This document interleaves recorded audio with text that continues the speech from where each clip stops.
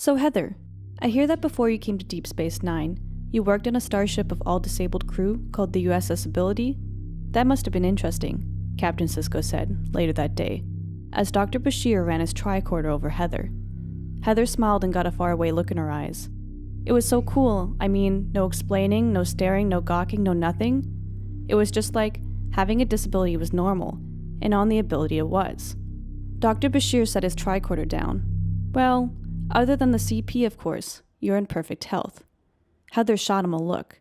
She didn't want to get in trouble on her first day on Deep Space Nine, but she hated it when people stated the obvious like that. Oh, hi. I'm River Tam.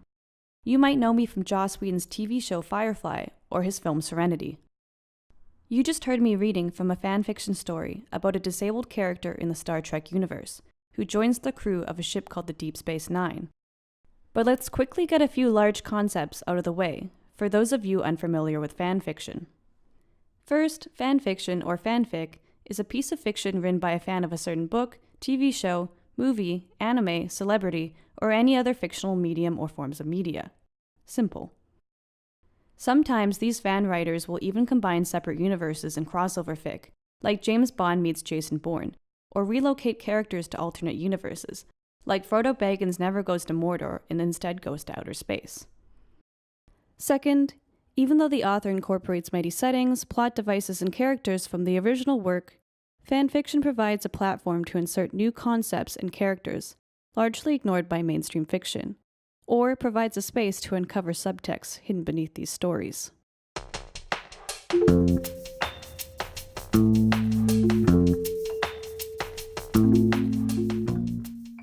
Sometimes, it's a little hard to keep track of all the terms and rules within the fanfic community. Popular fanfic sites like AO3 and fanfiction.net include their own complex archival systems. Each fan text includes a review section, a rating system, content warnings, fandom category, characters, relationship pairings, ships for short, one true pairings, and relationship orientations. The writer will further indicate if the fan text is a work in progress, complete, incomplete, a one-shot, or a lemon. Fan texts are further tagged according to subgenres like slash, friendship, male pregnancy, hurt comfort, or porn without plot, to name a few. It is worth mentioning that other sites like Tumblr, LiveJournal, Wattpad, and DeviantArt have different rules and systems of their own. As well, other forms of fan labor and fan practices also include things like fan art, fan vids, and cosplay. Overall, fanfiction allows these stories to continue past canon and take on new lives and meanings in the fanon universe. And that's not where my story ends either. My story expands further, deviating into other adventures, romances, missing scenes, exploring things left unsaid in the margins. I have my fans to thank for letting me live beyond the series. In some stories, I evade more traps set by the Alliance. Sometimes, I spend a day enduring Jane as a babysitter. And in other stories, I smuggle beagles on board Serenity, much to Mal's annoyance. I need these stories, others need them too.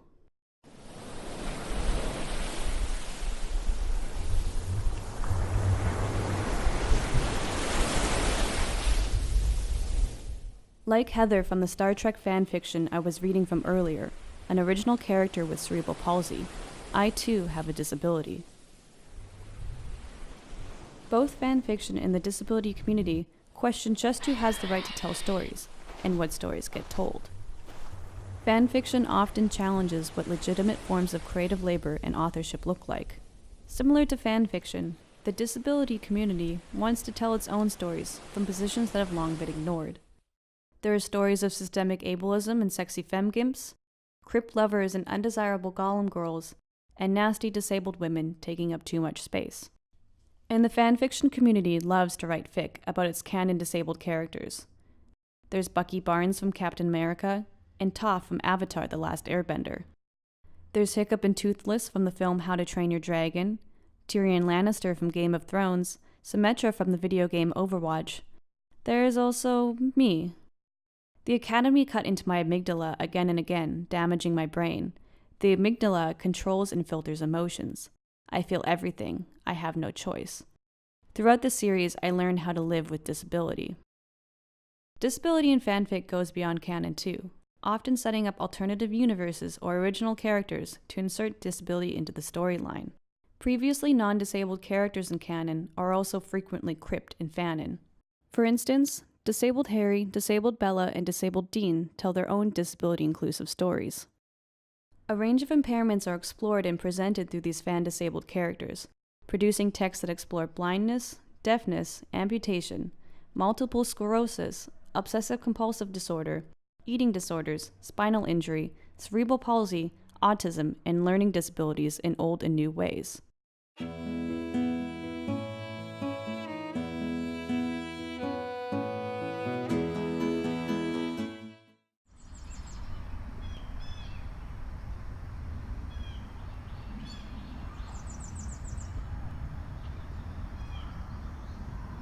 Unlike professional fiction, fanfic is often creative unpaid labor. Creatively laboring for free, fan communities set up a space to share, review, support, and collaborate with one another. The review section particularly gives fans and writers space to discuss their experiences, offer critique, and to potentially guide writer and fan towards alternative narratives of disability. Written serially, fanfic is constantly changing according to the conversations taking place in the review section. Production is serial and authorship is shared. A dialogue is started. The next chapter is co-written and reviewed again. Fans working through these works in progress, or WIPs, do so as a collective, collectively laboring, participating, and renegotiating as producers, readers, mods, fangirls, lurkers, newbies, and beta reviewers. By writing for free, fanish unpaid labor arguably becomes socially and politically valuable, as fans help do the work from the sidelines to crip the WIP. Yet often they get it wrong, falling back on the same ableistic language and tropes they were trying to escape. Disability remains as a work in progress. Getting it wrong usually looks like non-disabled fans writing attempts at curing disability. Stories that write disability as something to be cured, something to be rehabilitated, as something to be overcome, working towards futures without disability. A better future, in other words, is one that excludes disability in disabled bodies. Indeed, it is the very absence of disability that signals this better future. Scholar Alison Kafer imagines a future with disability, a more accessible future, pushing up against the problematic assumption that a future with disability is a future no one wants. Others, too, are tired of narratives telling them that their disabled lives are lives not worth living. Overall, really, non-disabled fanfic writers may be writing from a position of good intention, but they forget to keep disability on the horizons. It's also important to point out here that it is because of my disability that the original stories of Serenity exist. My disability drives the narrative forward, erase me and erase the series entirely. Now, let's take a closer look at one of these fanfics, In Braille, a disabled Bella Twilight fanfic, where Bella and Edward meet for the first time in a hospital cafeteria. I was injured in an accident a few months ago, resulting in my corneas being damaged. I've tried all the other treatments, but now we're discussing a corneal transplant. So I'm here today with my mom, speaking to the surgeon, getting to know the place. Hopefully I'll get some new eyes and be back to normal. Hopefully.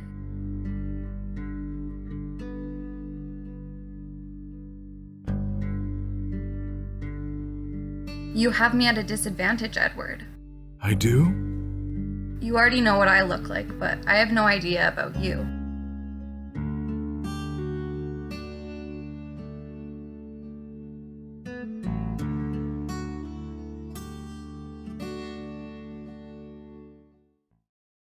Bella's acquired disability is quickly pushed towards the desire for recovery and rehabilitation. Making a full recovery arguably removes and erases disability, pushing the narrative instead towards the need to return to normalcy.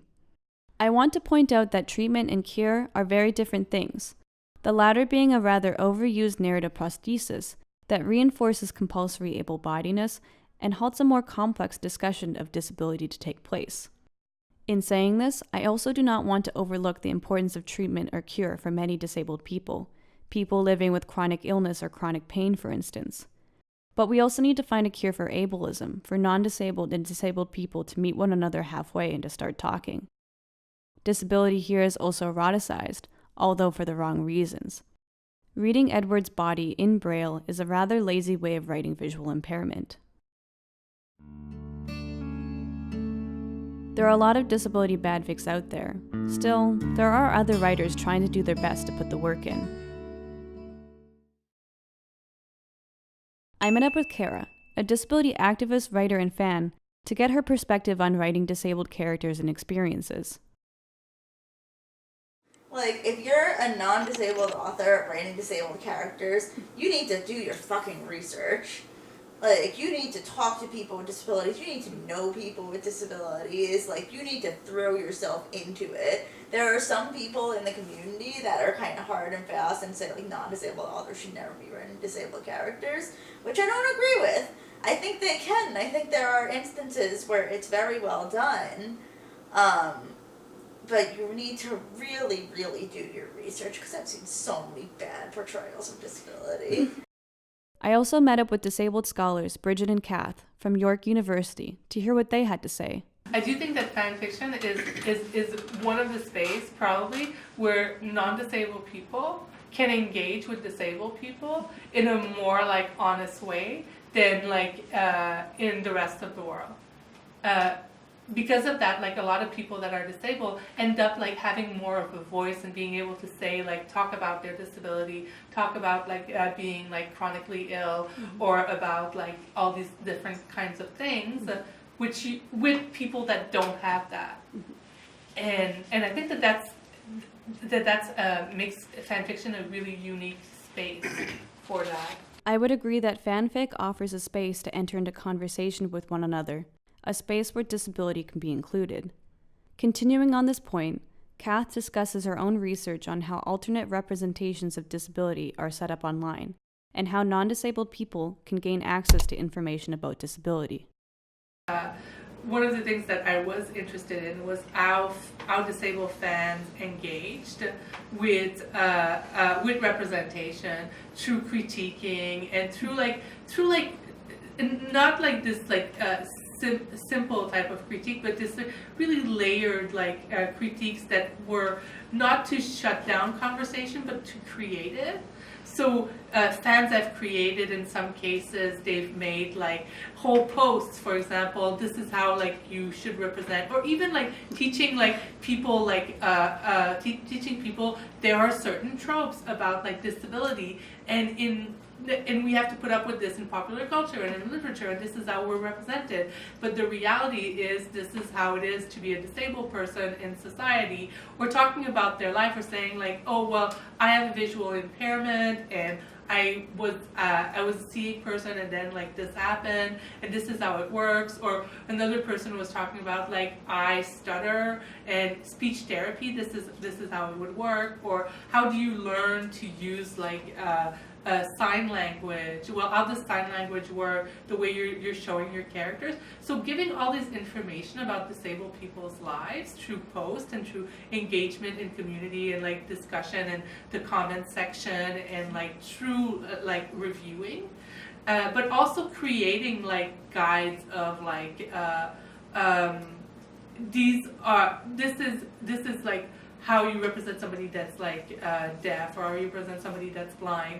These are actual websites where you can learn about like blind people and about services, and contextualizing it for people as well outside of the narrative, and saying like, we live in society and this is how we're impacted by society.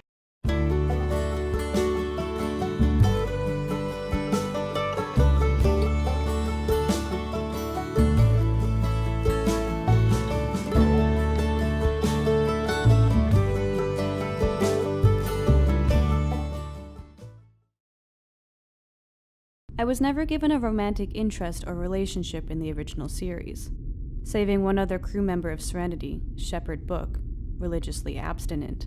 The rest of the crew was paired off. Pairings like Malcolm and Anara, Zoe and her husband Wash, Kaylee and my brother Simon, and then there's of course Jane and his women. I've always had a complicated relationship with that one. Fans have since then shipped us together. Rain, they call us. There are a lot of Rain shippers.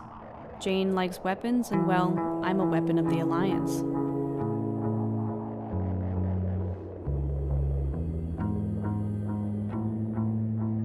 Combination. I don't leave my guns around Mal, I don't leave them loaded. Well, somehow she got her hands on your hardware. Now, supposing she took up some Bullets are soft-lead, Mal. Even Vera could barely breach the hull. She's the best I got. Now, let's move this conversation in a not Jane's fault direction. I didn't make her crazy. Hell, I didn't even want her on the ship. It's true. Jane wasn't the one who made me sick. And I'm aware that the crew is exhausted by the amount of care that I regularly require. I'm also not invited off the ship all that often. But accessing my own sexuality on and off board in the canon universe is at best precarious. In fanon, at least, I am given a chance to explore my sexual options. For better or for worse, but at least the possibility is open to me. I'm also paired with my brother Simon as a one true pairing, or in crazy space incest fics quite often. As my primary caregiver and support, the boundaries between personal care relationships and sexual care problematically collapse onto one another in fanon.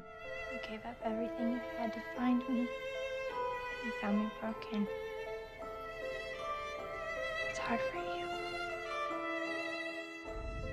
I get it. There are anxieties over disabled sexual citizenship, but these ableist assumptions need to stop. Because of ableistic attitudes, people with disabilities experience difficulties gaining access to sex, sex surrogates, sex aids, sexual information, sexual inclusion, and privacy. Sexual citizenship or participation in sexual culture is also restricted. As well, people with disabilities are frequently desexualized or hypersexualized. And often, disabled sexualities are seen as exceeding the bounds of respectability, as bodies that are out of control, or under control, or inappropriate.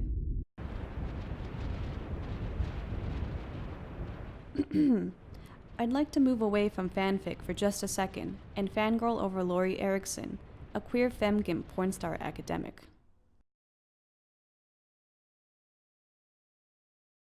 In her own words, Wan asks, "What is sexy?" in order to reframe sites of shame as sites of pride and resistance, and to suggest unspoken benefits to accessible spaces, i.e., big bathrooms with grab bars, and to show them not only as locations of necessity, but also as places of pleasure. Pushing up against sex-negative stereotypes of disability and demanding to be recognized as a sexual being, Erickson defiantly reminds us that, when I am hot, I am still disabled. Regarding personal and collective care relationships, Erickson as well asserts that, I am certain that disability will never be fully desirable until notions of dependency and care are reworked. Our sexual lives are not over, and the truth is that we want curb cuts and attendance, not just so we can go to work to pay taxes, be good citizens, and not be a burden on society, but so we can love and fuck and live fully. Erickson and others want their bodies to be desired, and it's important to find the right kind of language in order to write these desires. We live in a society where non-normative bodies, so I don't really have to get into what I mean by this, are not seen as sexual or as bodies worthy of being like loved, cared for, and like desired in all sorts of ways. So finding language to find these bodies desirable is very complicated. You have to come up with things, and these things that people come up with sometimes aren't the best. And so we have, unfortunately, just due to the system, it's shameful to find bodies like ours desirable. And so it's shameful, it's very hard to create community that's healthy around finding non-normative bodies desirable. There are very few spaces where alternate kinds of desires and alternate bodies give and get pleasure. Often, those in the margins fall back onto stories reaffirming the same oppressions they feel in order to feel desire or to feel desired. And a lot of the time, fanfic falls short, reinstating many of the same problems that mainstream narratives set up, such as whiteness, racial fetishism, fat phobia, transmisogyny, and of course, ableism. But when you do finally find yourself represented online, you can't help but squee. So what's really hard to have these representations is to see, not only seeing bodies like ours being seen as objects of desire, which is amazing. It's one of the things that makes Yeah. my brain melt the fastest. Yeah. Not just that, but also like engaged with in healthy ways, not fetishistic ways, which demean our humanity. It means finding language of how our bodies can be understood as desirable, which is one of the hugest and most difficult things. Like, I wanted to start crying, screaming, what do you want to call it. The weird noises I make when I read fan fiction. When I was reading some Chubby Derek fic that I found. Because it was like, oh, OMG, here is a body that's more like mine who is being desired. And it is like very, it is very life affirming, I think, to see like fat or disabled people that are represented. It doesn't happen often, but yeah, it is a moment where you kind of squeeze, because you don't have to do so much like so much imagining, or so much like, well, this is super great for the fact that it's like, it's smutty, it's filthy, it's like really hot, it's like gay or queer or whatever, but when on top of it, it's like oh, a disabled person, or like, oh, it's on top of it, it's a fat person, then it becomes like really exciting. As well, when searching for disability fic to read, some disability tags are more popular than others. Bridget and Kath discuss tagging hierarchies and when disability is desirable. I feel like it can sometimes, depending on the situation, just be seen as a less desirable trait. So, like, if someone were to write a disability fic explicitly as a disability fic, it might not get nearly as many hits as a non-disability fic. That's very true. Plus, it depends like which tag you're using, right? Are you using like paralyzed exclamation point Harry Potter, or are you using disability ableism? Are you using crip or something like that? And I think like people are a lot more like people are more comfortable with disability being represented in ways that they're expecting disability to be represented. They want to feel good about it, but less so about disability being represented in ways that makes them more uncomfortable, where it's not cured, for example, or something of the kind. It's not caused by a magic spell, and then you have to deal with the consequences. Or a disabled character that's okay with being disabled and is not trying to get cured. I think that's like a big one. Lacking ready-made canon characters that represented her, Kara started to write her own original characters, disabled original characters okay with being disabled. Kara discusses how she first got into fanfic at the age of 12, self-inserts, and writing the experience of her body. I don't know if I even remember how I got into writing fanfiction. But I do kind of remember finding fanfiction.net, and like, I remember creating my first account. It used to be Silver Stag Beauty, because I literally could not think of anything else. Like, I just put like random nice sounding words together. I was 12 and just like couldn't think of anything else, just thought of something random. So I remember creating my first account. I remember writing my first fic, which was the Full House fic. But I don't remember exactly how I found out about fanfic in the first place. But I've always been a writer, and writing has always been something I've done, whether it's poetry, whether it's fiction, nonfiction, whatever. I've done it all, and I've done it all my life. So fanfic was just kind of a natural path for me. For Kara, writing fanfic started during a period when she was struggling with being disabled. And Kara started writing herself into her stories and into the fandoms that she loved. And it was a time in my life that I was really struggling with being disabled. I was in 7th grade. It was my first year in a new school, a school that had 6 grades.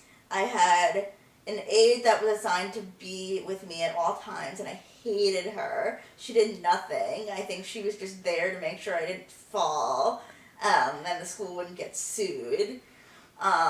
She did nothing. I hated her. I didn't have any friends. I felt like I couldn't make friends because she was always with me. Even if she wasn't with me, she was watching me. And who wants to socialize when an adult watches you? So it was, and I was feeling very lonely, very isolated. I had just met my now best friend, who also has CP, so I was sort of talking to her a lot and kind of finding my way. But it was a very, very, very lonely time for me, and it was starting. I was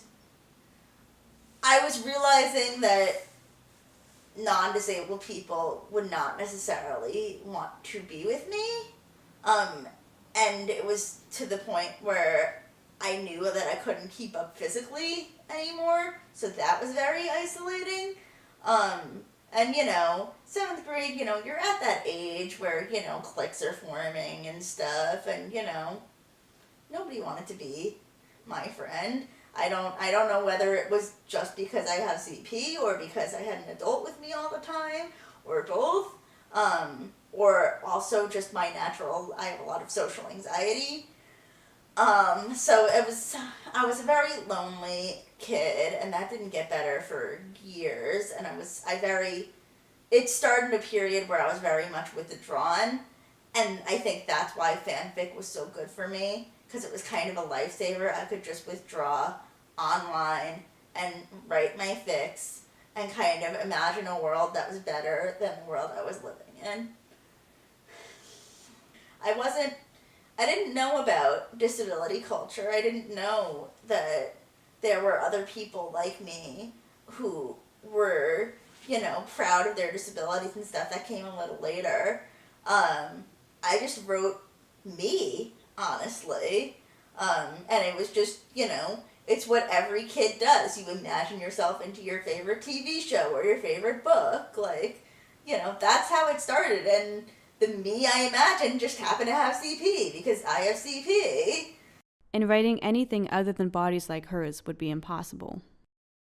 I have never known a different body than this one, and it's just like I can't conceive of writing a character without a disability. I can't conceive of being a person without a disability, and I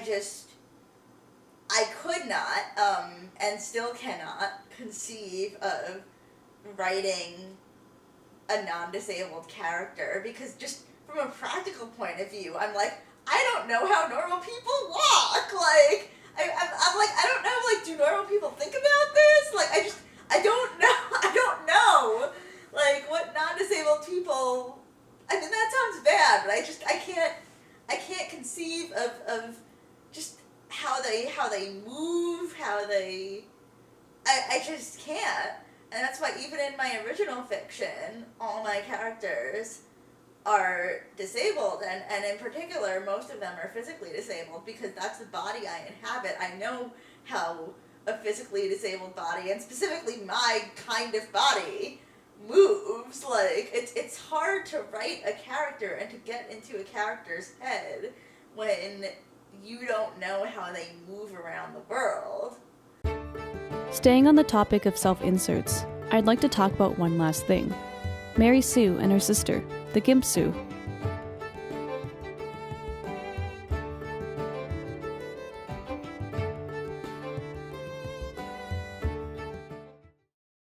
A Mary Sue is an original character, or OC for short, that is, all too often an avatar of the author herself, and is presented as the beautiful smart heroine who saves the day and then gets the guy, all to the virtual exclusion of the canonical characters, who generally have very little to do with Mary Sue on the case.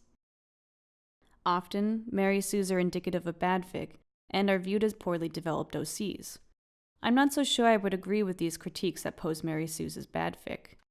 Instead, I'd like to suggest that Mary Sues, specifically disabled Mary Sues, are powerful disruptive agents that challenge and resist narratives of compulsory able-bodiedness and compulsory heterosexuality.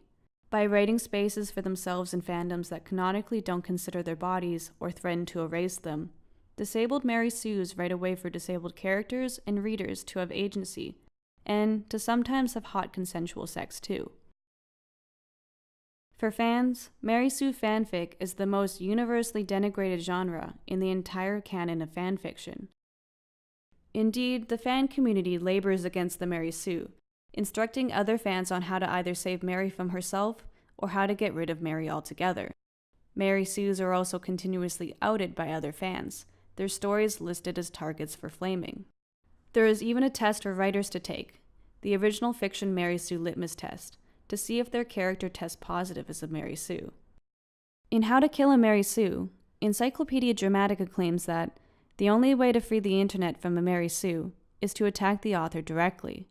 This can be done by drawing hate art of the Sue or soother, or writing fanfics of your own with their Sue. Get creative.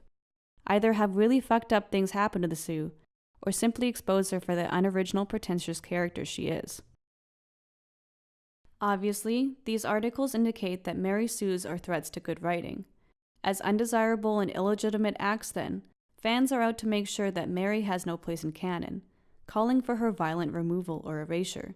But despite all of this, the Mary Sue lives, fighting for her right to be alive and fighting for spaces where she can continue to write herself into alternate universes, where she is yet to be represented. Refusing to be cut out of and cut off from canon, she continues to violate and resist stories that have come before her, stories that have ignored her. Encyclopedia Dramatica also lists the common forms a Mary Sue may take on. What interests me here is the listing of the Gimp Sue. Gimp Sues are Sues with a range of cognitive, developmental, intellectual, mental, physical, or sensory impairments. According to the article, their disability warrants the sympathy of all good guys, yet it doesn't make her any less attractive to the hero. As well, Gimp Sues are loved out of pity, since failure to do so would be discriminatory. As doubly illegitimate and undesirable labor and product, Gimp Sues must put up with the policing of not only their writing, but their bodies too.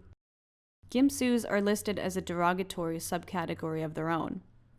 But by taking back this ableist term, Gimp Sues arguably can also become reclaimed territory.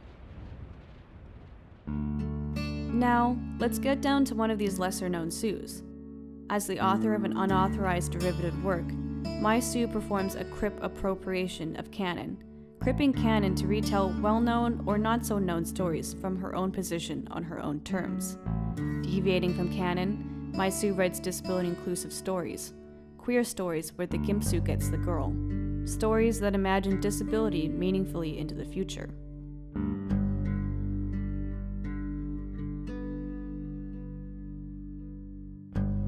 Lisbeth's girlfriend prefaces her story with a warning. This story may be unlike any other Twilight Saga story you have ever read before. Maybe that's good, maybe not, but keep in mind this is just a story I thought up, and I'm not out to destroy what Stephanie Meyer has created. This particular OC in the story will be a disabled girl based on myself, as I have cerebral palsy, and have a longing to be with Bella Swan. If M/ is not your thing, I wouldn't pursue this any farther. Continue on if you dare.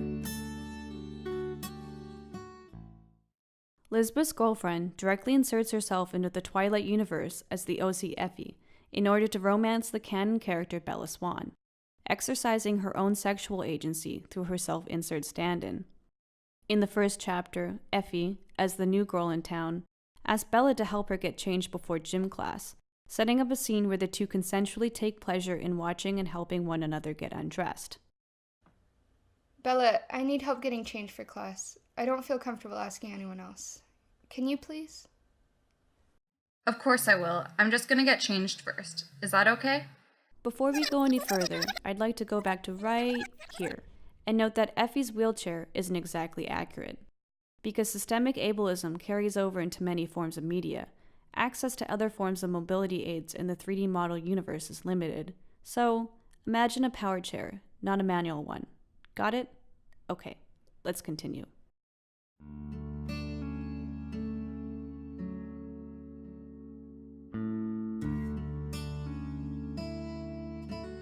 Excusez-moi. I apologize, Bella. I didn't mean to stare. Your body is just so perfect. It's far from perfect, I promise. Unhooking Effie's ankles from her wheelchair straps becomes an extremely erotic moment between them. Hips are used for leverage, out of necessity and pleasure. In the fanfic, Edward is noticeably jealous of the relationship developing between the two women. But the thing Edward seems to be the most upset about is that Bella's body physically reacts to Effie's disabled body, questioning the desire one could feel for that kind of body. How could you let your body react to her? In an attempt to remind her of his control over her body, Edward forces himself on Bella, attempting to also reinforce both compulsory heterosexuality and compulsory able-bodiedness back onto her. But Bella forcefully rejects Edward, choosing instead to give herself over to Effie.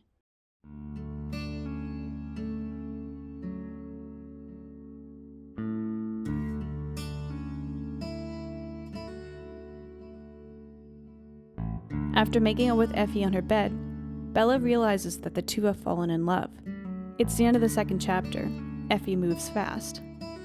Regrettably, the story never moves past this point. Reviewers are left wondering, will this ever be updated? As an incomplete story, Bella and Effie's relationship remains somewhat unconsummated, but somehow, it already feels like Effie has gotten laid. In fanfic, there are many ways of getting off and getting it on. There are also many ways to come out online. I want to leave here asking questions that I can't answer. I want to think about what it means to come out as disabled online, to choose to make disability public, and to render disability not only visible, but legible to others through fanfic. I want to think about what roles disabled fans, creators, or characters play in representing disability online. How can we share this labor? How can we make alliances, build community? How can we navigate these representations alongside the problematic history that they inherently come with? How do we get others to face our bodies and to not have them look at us with misunderstanding? How can we tell stories through fandom about our ordinary lives and also about ableism, about access, education, and employment?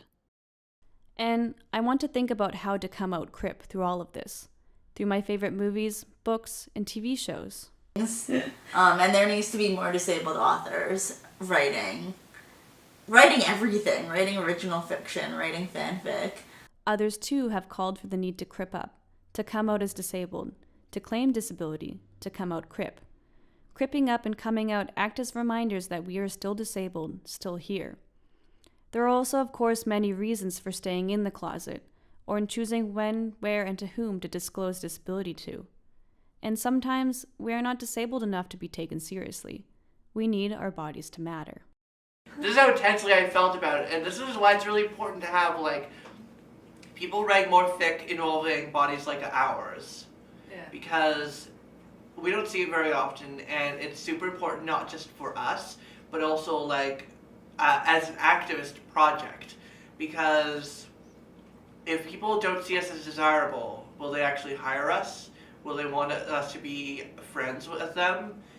Will they want us to be part of their communities, part of their networks, just part of their world?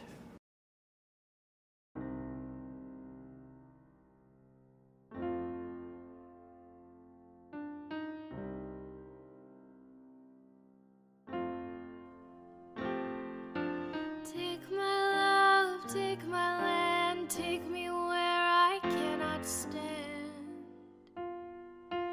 I don't care, I am still free, you can't take the sky from me.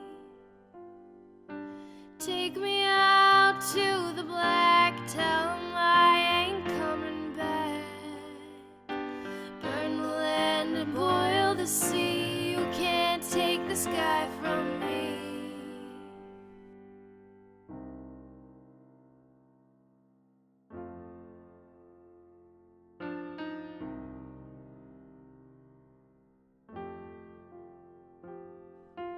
Leave the men where they lay, they'll never see another day.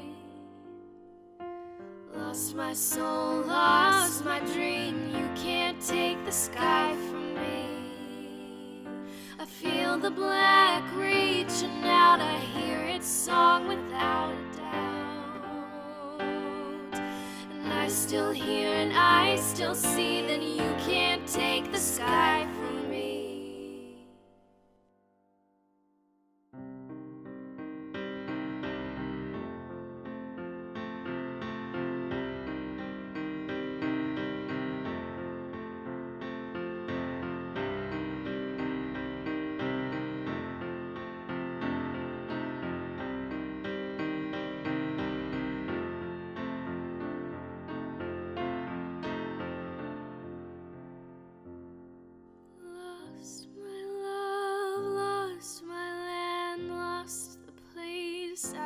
stay.